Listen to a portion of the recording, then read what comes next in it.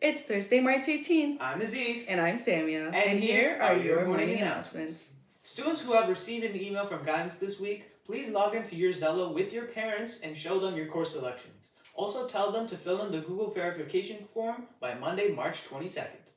There's a COVID testing clinic that's going to happen at Gloucester High School this weekend that is offered to our school community. For more information, visit our CB website under News. We'd like to take the time to thank our caretakers of Colonel Bai, who have dedicated their time and effort to keep our school clean and healthy. Let's go check out a tribute on that. COVID-19 disconnected us all and robbed us of our high school experiences. It separated us and allowed us to focus on things we took for granted, such as the cleanliness and maintenance of our school grounds. In this moment, we thank our caretaking staff who helped us come to school knowing the best measures are put in place to ensure our safety. By sanitizing every surface multiple times a day, keeping the pathways free from ice in those cold mornings, ensuring every class is equipped with hand sanitizer and everything else needed to fight the spread of COVID-19. These essential workers restore our hope in coming back to school in person, so we can connect with our classmates, teachers, and enjoy the school-wide activities we love once again. To the caretaking staff who keeps our school safe, we thank you. We really appreciate your services. CP Business Solutions is launching the Elizabeth Priestman Spirit of Giving Award, which seeks to reward students for their positive behavior amongst their peers and more. If you're interested or want more info, please email Ms. Battery.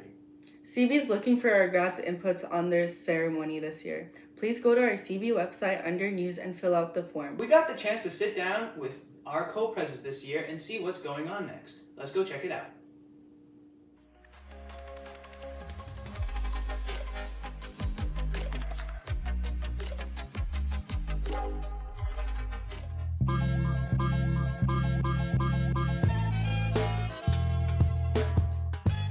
Yeah, so first of all, we'll still be doing our monthly activities. So those are the monthly video contests that you see on Cougar Vision and the Fun Thursday Fridays on the first week of every month. As usual, we'll have a theme to dress up for grade points and a virtual activity on the Friday.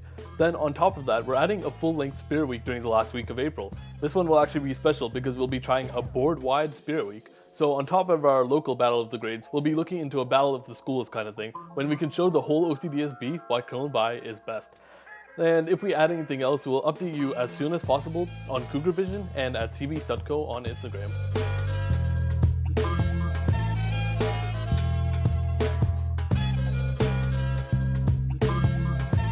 Well, I sure hope so. Unfortunately, everything is dependent on the pandemic, but as soon as schools are permitted to reopen more and we can hold these activities safely, we will definitely be hosting all of the spectacular events that were such a big part of CB culture. We might even have a grade 11 leadership camp to make up for those who missed the grade 10 camp last spring due to COVID-19.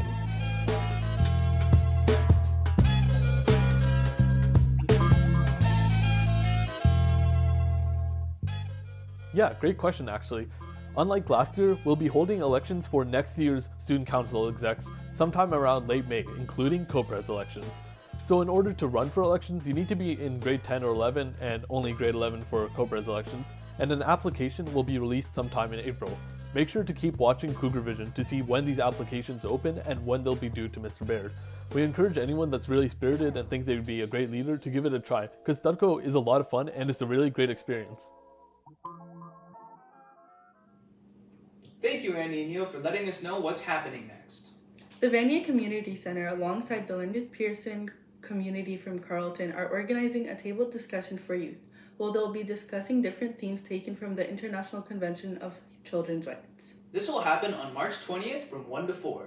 If you are interested, you actually have the opportunity to get $20 just to participate and an extra $10 to refer someone to participate as well. You can also take this as volunteer hours. If you're interested, head over to the Cool Opportunities link on the Colonel Bai website.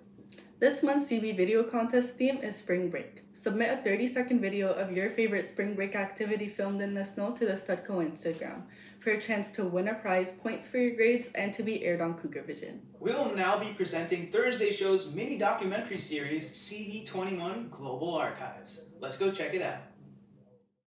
to yesterday's vote in Parliament that branded the treatment of Uyghur Muslims in Western China a genocide. In February 2021, the Canadian government ruled the internment of the Uyghur population as genocide, as the Chinese government continued expanding detention camps to suppress the Uyghur minority. So, what is really going on with the Uyghur Muslims in China?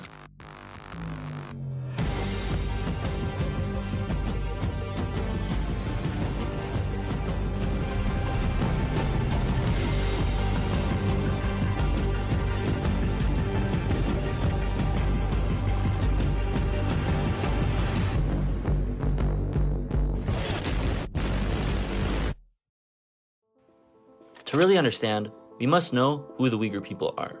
The Uyghurs are a Turkic ethnic group that reside in northwestern China, in the Xinjiang region. They are not of Chinese descent. They have had independent nations in the past, the First and Second East Turkestan Republic, but both were annexed by China. Many Uyghurs are now employed in petroleum extraction, mining, and manufacturing. The land they live on is labeled as a special economic zone due to its rich mineral deposits and fossil fuels. The purpose of the Belt and Road Project, a modern-day Silk Road, which is China's flagship trade project, is to expand its economy. This is China's gateway into the Western world, and it runs through Xinjiang. According to the Center for Strategic and International Studies, China is estimated to have invested between $1 and $8 trillion into the project. Furthermore, Xinjiang is estimated to hold 38% of China's coal reserves and 25% of China's petroleum and natural gas reserves. As you can see, China has an $8 trillion reason to crack down on the Uyghurs. Starting in the 1950s, the Chinese government began incentivizing large numbers of Han Chinese people, the majority ethnic group of China, to settle in the Xinjiang region. Over time, tensions grew between the Uyghur and Han populations, which resulted in protests and acts of violence. One particular incident in July 2009 saw a reported 200 Han people killed and 1,700 injured. Other attacks also included knife attacks and suicide bombings. China argues that Uyghurs hold extremist and separatist ideas and are a threat to national security. They point to terrorist attacks in 2013 and 2014, which Uyghur militants were responsible for. The Chinese authorities responded by thoroughly cracking down on the entire Uyghur population, suspecting them of being separatists.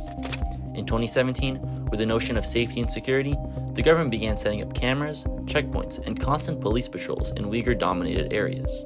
To be a Uyghur meant to be checked every day, multiple times a day. Xinjiang had become the most dystopian region in the world. Next week, we will cover China's extensive measures to suppress the Uyghur population and their response to worldwide criticism of their actions. Be sure to stay tuned for part 2 next week, Cougars. Well, that's all from us today, CB. To go her A at school, To go or be at home, have a Tony Hawk Thursday.